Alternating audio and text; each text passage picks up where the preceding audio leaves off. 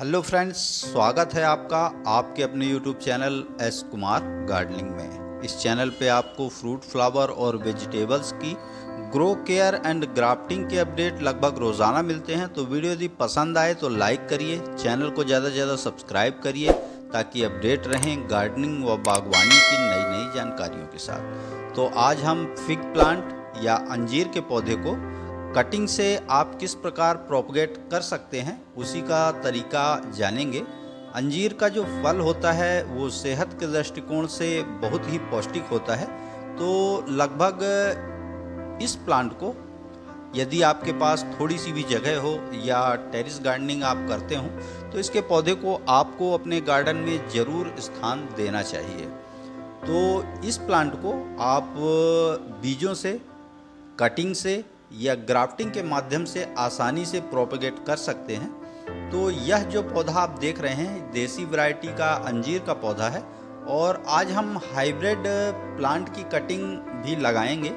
असल में इस कटिंग को मैंने ग्राफ्टिंग के प्रोसेस के लिए तैयार किया है और इसकी कटिंग लगभग 25 से 26 दिन हुआ है और इसकी रूटिंग आप देख सकते हैं। तो इसको इसी के ग्रो बैग में हम वापस डाल देते हैं और आगे फिर इसकी ग्राफ्टिंग किस प्रकार की जाती है इसका भी तरीका अगले वीडियो में जानेंगे। अभी फ़िलहाल हम इसकी कटिंग किस प्रकार लगा सकते हैं उसी का तरीका जानेंगे कि आसानी से आप अंजीर के पौधे को अपने घर में किस प्रकार तैयार कर सकते हैं। तो देखिए, हमने इसे इसके पुराने ग्रो बैग में जिससे हमने इसे निकाला था वह सिर्फ आपको जड़ें दिखाने के लिए कि हाँ इसमें रूटिंग हो चुकी है उसके लिए मैंने निकाला था और इसको लगाए हुए लगभग 25 से 26 दिन हो चुका है।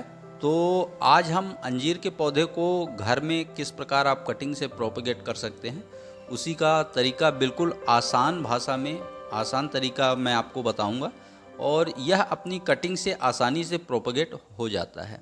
तो देखिए, इसके लिए आपको अंजीर के पौधे की एक मैच्योर ब्रांच लेनी पड़ेगी।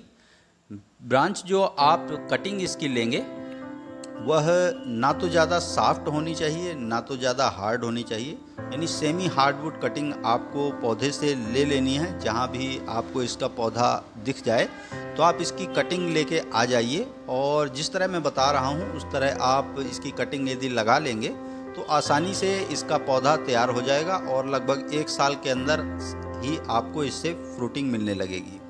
तो देखिए, इस तरह से आपको इसकी लीव्स को छील के नहीं हटाना है। इस तरह से काट के किसी भी ब्लेड, चाकू या कटर के माध्यम से आपको इसको काट के इसको पत्तियों को इसको हटाना है। छील के हटाने के लिए इसलिए मना किया मैंने क्योंकि वहाँ से ही इसमें नया फुटाव आता है और ये जब आप इसकी पत्तियों को छील के हटा देते हैं तो वहाँ से इसका नोट एरिया ख़राब हो जाता है। तो लगभग आपको 10 से 12 इंच के आसपास की कटिंग प्रिपेयर कर लेनी है और प्रत्येक कटिंग में आपके 2 से 3 नोट एरिया ज़रूर होना चाहिए। नोट एरिया का मतलब वो होता है कि जहाँ से पत्तियों का फुटाव होता है, तो 2 से 3 नोट एरिया आपके प्रत्येक कटिंग में होना चाहिए। तो देखिए, इसमें 3 नोट एरिया हैं।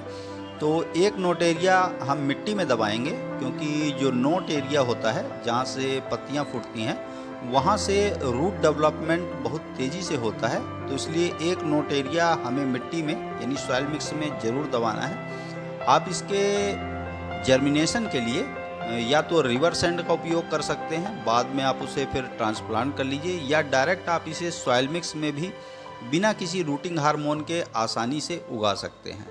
तो निचला और ऊपरी सिरा आपको बिल्कुल चिकना कर लेना है जिस तरह मैं कर रहा हूँ। तो इससे क्या होगा कि यहाँ से फंगस वगैरह इन्फेक्ट नहीं करेगा आपके कटिंग्स को। तो इसको बिल्कुल आपको शार्प ब्लेड या चाकू या जो भी इंस्ट्रूमेंट आप उपयोग कर रहे हो उसकी मदद से आपको इसको प्रिपेयर कर लेना है। और नीचे के हिस्से में एक नोट एरिया होना चाहिए जिसे आप मिट्टी में दबाएंगे, वहाँ से इसकी रूटिंग फास्ट होती है। तो अगली प्रोसेस समझ लेते हैं। कटिंग्स हमने प्रिपेयर कर ली हैं पूरी तरह से। देखिए, सभी में मैंने एक नोट एरिया जिसको हम मिट्टी में दबाएंगे वह नीचे की ओर रखा है और 2 से 3 नोट एरिया मैंने ऊपर की ओर रखा है जहाँ से आगे चल के इसमें शाखाएँ डेवलप होंगी। तो देखिए, हमारी कटिंग्स प्रिपेयर हो गई हैं। अब सॉइल मिक्स के विषय में जान लेते हैं। सॉइल मिक्स मैंने जो इस ग्रो बैग में भरा है उसमें रेत, काउडंग कंपोस्ट और नॉर्मल गार्डन सॉइल की लगभग बराबर मात्रा मिला के मैंने इन ग्रो बैग्स में इसे भरा है। तो देखिए अब इसकी कटिंग्स को आपको किस प्रकार तैयार करना है मिट्टी में लगाने के लिए। तो नीचे का हिस्सा आपको प्लेन करके और हल्का हल्का इसको रफ कर लेना है आपको। देखिए जिस प्रकार आप देख रहे हैं इस प्रकार से आप इसको हल्का हल्का रफ कर लीजिए। इससे जड़ें आसानी से और जल्दी निकलती हैं। देखिए इसे हमने जितनी भी कटिंग्स हमने लगानी है तो प्रत्येक में मैं 2 लगा रहा हूँ कि बाय द वे एक आध कटिंग यदि हमारी ख़राब होती है तो एक आध पौधा हमारा श्योर रहे कि लग जाएगा। तो देखिए 2-2 कटिंग मैं प्रत्येक ग्रो बैग में लगा रहा हूँ। तो इसी प्रकार से कटिंग्स को प्रिपेयर करके और इसके निचले हिस्से को हल्का हल्का रफ करके और आप अपनी कटिंग्स लगा लीजिए और देखेंगे आप कि 20 से 25 दिनों के अंदर इसमें न्यू ग्रोथ, वैसे तो इस पे न्यू ग्रोथ आपको 10 से 12 दिन के अंदर ही दिखने लगेगी, लेकिन जितना बड़ा प्लांट्स मैंने आपको दिखाया है उतना बड़ा प्लांट्स लगभग 25 से 30 दिन के अंदर आपको तैयार मिल जाएगा। फिर उसे आप या तो पॉट में या ज़मीन में जहाँ पे भी आपकी व्यवस्था हो आप वहाँ पे इसे प्रिपेयर करके और लगा लें।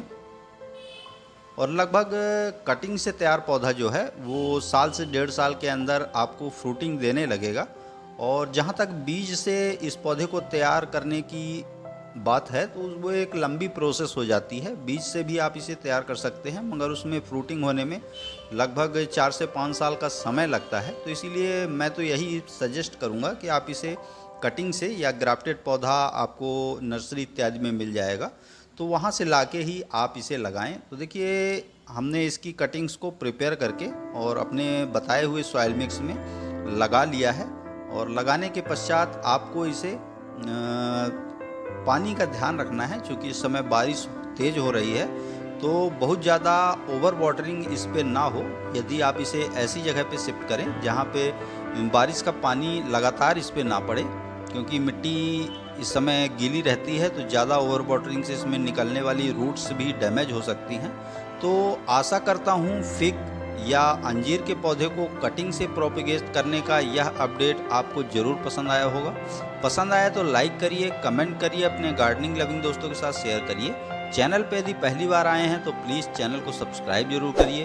बेल यानी घंटी के बटन को ऑल पे प्रेस करिए ताकि बागवानी व गार्डनिंग से रिलेटेड ऐसी ही रोचक व जानकारीप्रद वीडियो का नोटिफिकेशन आपको समय समय पर मिलता रहे।